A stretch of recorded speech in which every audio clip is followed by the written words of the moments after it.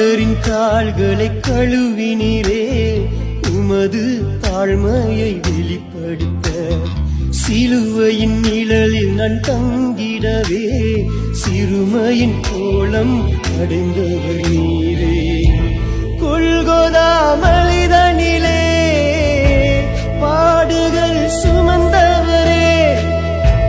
நீடிய பொறுமையோடு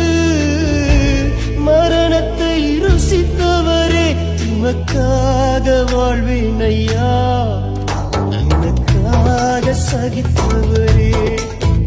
உமக்காக வாழ்வேன் ஐயா எனக்காக மரித்தவரே மரணம் வரை தாழ்த்தின தெய்வமே தாழ்மையை கற்றுக் கொடுத்தவரே மரணம் வரை தாழ்த்தின தெய்வமே தாழ்மையை கற்று